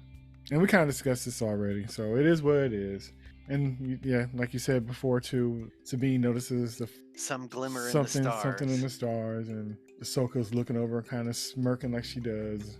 And I don't know if we could get confirmation that she knows that is him, but we do see that is him, and he's kind of looking back upon her, and he's looking kind of like pride on his face, probably because he knows that the two are together. Right. So almost confirming the fact And that she's I saying mean- that we should be there and where we're supposed to be, and he kind of confirmed that in a way. Yeah. I think I'm not quite as disappointed in that scene as maybe you were. Like, with sort of like, Ahsoka just being like, well, we're here. We're just gonna deal with the situation as is. Yeah. But she is more going with the flow. I Hmm? didn't feel like she saw Anakin. I don't think so either. I don't Yeah. think she saw his Force ghost. Yeah. I think if I was writing it, I would keep that for later of Anakin showing up again as a Force ghost, right? But having it where clearly he's watching over them, right? Right. That's a very nice touch. Yeah. It's interesting too. I mean, if we hadn't had episode 5 where we got like him in the world between worlds going with all her flashbacks and his appearance changing so many times, Mhm. right? In her flashbacks, when like he's taking on aspects of Vader and stuff, because there was people like when he shows up at the Force Ghost, he's wearing darker robes, right? Not like Sith robes, but Right. like what he would wear if he was a Jedi Master, Mhm. right? But I seem to recall when they added him into Return of the Jedi, where he shows up with Obi-Wan and Yoda's Force ghosts, and it's young Anakin, it's Hayden Christensen. Yeah. He's wearing the lighter tones, Yeah. right? So it's one of those things like it doesn't fucking matter. It doesn't fucking. It's like people are like, why was he wearing darker robes when we showed up as a Force ghost in the other? I'm like, who the fuck cares? Like, he can change his appearance. Who gives a shit? He can go into his Force ghost wardrobe and put on a different outfit. Boom. He's transparent. He was standing in front of a mountain range, so therefore it looked darker. right. Whatever. Yeah. Ah. Oh, this season. Yeah. To be honest, I'm not disappointed. It was better than I thought, and it ended the way I thought it was going to end. To be honest, so therefore I wasn't disappointed, even though I did want more.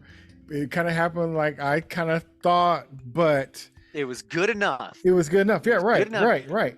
So it's an easy question of, was it more good than bad? Did the good? Yeah. Parts Of course, it was right? good. It was good. Good parts of it. Yeah, I enjoyed it. I enjoyed the show. There we go. It wasn't like Yeah. Like I said, I think of myself being more like I think of myself as more or less being kind of like a spoiled kid, because we had stuff that really kind of touched the tone of a thing, and so just having that, it's almost kind of like you know enough to know what you want, and with that sometimes it makes it difficult to get it.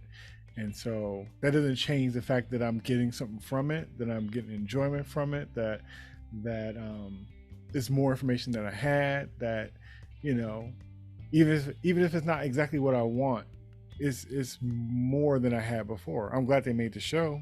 I enjoyed it. I got some, new characters to root for and to, to go along with. So it was cool. Like I said, it's not a bad show. Yeah. But apparently there's a season 2. So like it may not go straight to we're gonna tie everything up in a movie. I would imagine. Okay, God, stupid. Do prediction shit again. God.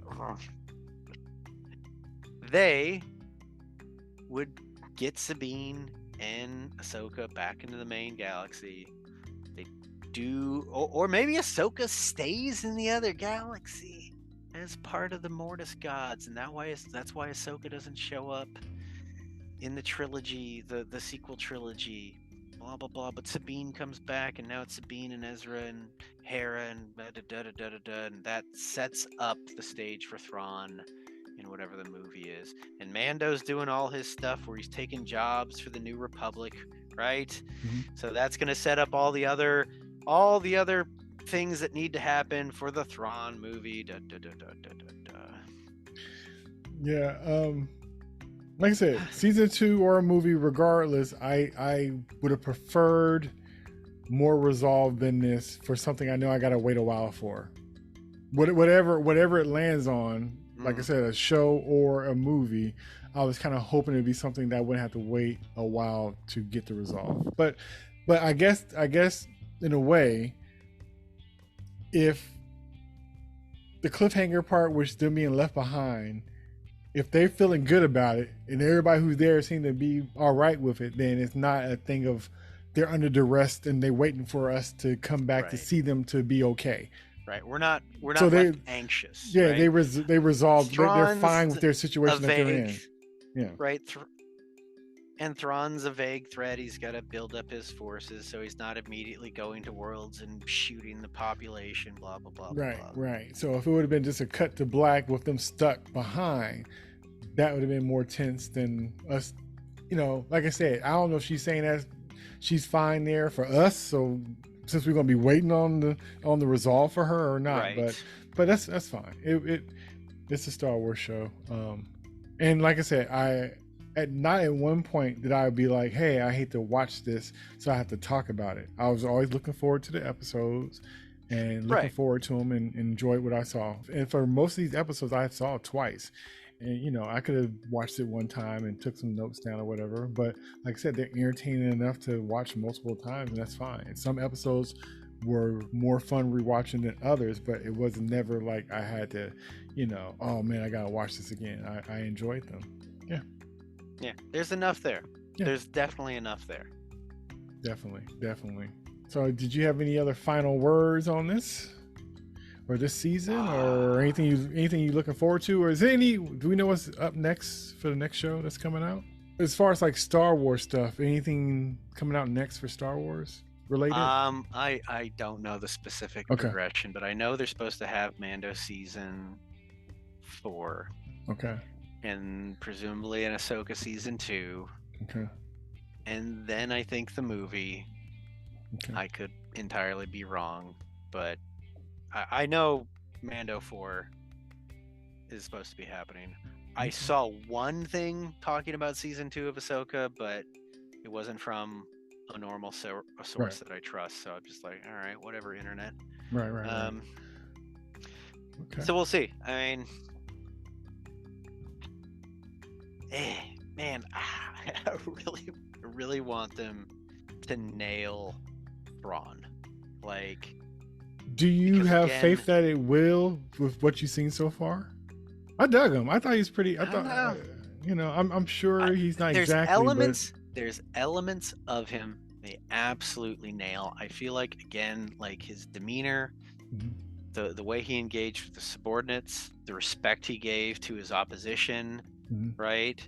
But they did not make me feel like, oh shit, this guy's a fucking genius. Like, they didn't make me go and like, holy shit, he's impressive. And the fact that our heroes managed anything at all, even they caught up with him. Holy shit. They did so good. He was so tough, right? he made all these moves ahead of time. Da da da da da. Like, you really should feel like, oh shit, why is Batman in Star Wars and why is he working for the Empire? It should feel like that. I think that if they would have gave us that, then it would have been a massacre early on. I don't think our characters were equipped for that, and unless you're willing to not in the way that they wrote, not in the way that right, they wrote exactly. So if they were going to up them on their side, if you want to up yeah, you want to up game, it, you got to up them too. Yeah. Yeah. So almost like the Wakanda conversation we had too. If you're gonna play that thing, Talokan versus Wakanda, you want to don't dumb one down. So yeah, but like I said, I haven't seen quite a bad guy like him, and especially in Star Wars, because usually they're, I won't say overacting, but they're almost borderline mustache twirling.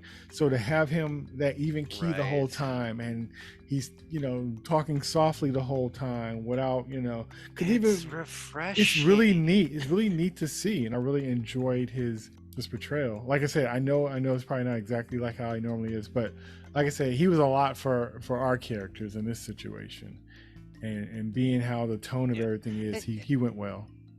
Yeah, and you know, to his portrayal, like how they presented him. Yeah, I think they nailed it. It was just like his I'm actually doing a strategic thing now, and it's like, come on, writers, right? You can show it.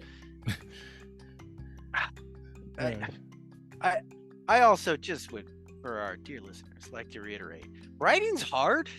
Writing's very hard. So don't take me complaining like, oh, this could be better. Oh, they could have done this. Being like, I could actually do better in the crazy narrow writing timelines and deadlines that a lot I was about to mention that too. So, yeah, that's definitely a factor, because a lot of times like it's like detail I come sit after back the second and third. Right, with the skeleton of the plot that you've already created for me. Well, I would do all these other very clever things, and it's like, yeah, okay. So basically, they baked the cake, and you came along and put the cherry on top. After they put the icing on and wrote happy birthday, you put the candle on and be like, the candle would be better placed over here. And the thing is, with art, you could do that, and that's usually how it goes. You have time to sit the canvas back and walk away for a few days and come back and be like, oh, I'm missing this or missing that, or this will add to it. But since this is basically a product, it is what it is. And sometimes, you know, you could have the nuances in the beginning, have that foresight, and sometimes it's just like, I just need to get it done. We need them there. What's the quick thing we could do to make it happen without it looking too obvious that we just had to come up with that, or we had to make this last minute change. So in that lens, it's a miracle that it came out, and it's good considering. But like I said, and I think also all the stuff that we like, all these movies and shows are the quality that we've been in for a while now. I think it's due to timing. The fact that they were saying we have to have a Star Wars movie every year, that there's 12 or 20 or 30 Marvel movies all going at the same time. Everybody is spread thin. And so now we know special effects and computer graphics are, you know, unreal, that it's so real. So when those start looking bad, you know, things are being rushed and stressed. Then we know the writers and all that stuff have to take a hit as well. It has to. It's a lot going on constantly. I think only thing that really get a chance to shine now is stuff that's being left alone or have plenty enough time to really, you know, marinate. It sounds like, especially with like Marvel and stuff, that they're going to start slowing down. And I think possibly with Star Wars, they're going to start doing less stuff and having, you know, trying to get better with their quality. But I think Marvel for sure was talking that, and I'm looking forward to that. I think it's going to make a big difference. I think our appetite is just really big, and we can't have it both ways. We can't have it all the time when we want it and expect it to be the best thing. Those things do not go together. Yeah, no, and it's to the how hard it is to like actually do writing, and like it's like Dave Filoni worked on Clone Wars, and he worked on Rebels, and like Mandalorian, and it's like it's hard to keep going back to the well and like come up with a fresh new thing, right? Like, again, hello audience, I'm a giant fucking nerd. I run D&D and like a Star Wars campaign, like, role-playing games. And I've been doing that now for like, I don't know, 6-8 years. It's hard to keep coming up with fresh stuff where it's like, I got mostly the same players, and it's like, how do I come up with a new scenario that they haven't run into, or a new villain that's not just like, oh, you ripped off so-and-so, right? So like, as much as it's like, well, why didn't they come up with all these 20 clever things for like Thrawn to do? And it's like, I don't know, fuck. Maybe they felt like they've done that before, or they like, oh, they saw this other show, and it's like, well, if we do that, then we do like this. We're saving it for something else. We don't know what they got going down the line. It might be a part of something else. So they can't touch those.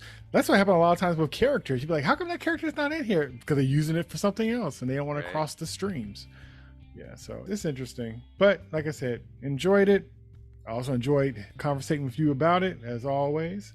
What a shock. What a shock. I'm looking forward to our next conversation, undetermined, but sooner than we all think. Well, geez, if Loki's on the table and maybe the Fountain movie review. For sure. A retro review. I think that would be dope. Jeez, man, Jay, we're just going to have to keep finding reasons to hang out and do a podcast. Life is so rough. Fucking first world problems, my friend. I know. But I'm glad to be in the trenches with you. I appreciate you.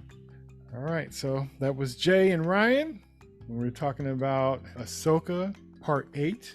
The Jedi, the Witch, and the Warlord. All right. Till next time, peace. Back in the right galaxy this time.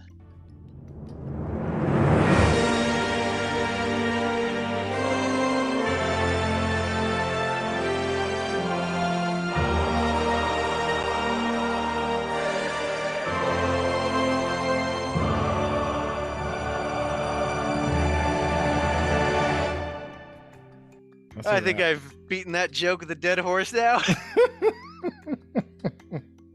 I think it's funny that you keep using it. Stop! He's already dead. It's already dead. Don't worry, the Night Sisters will bring it back again.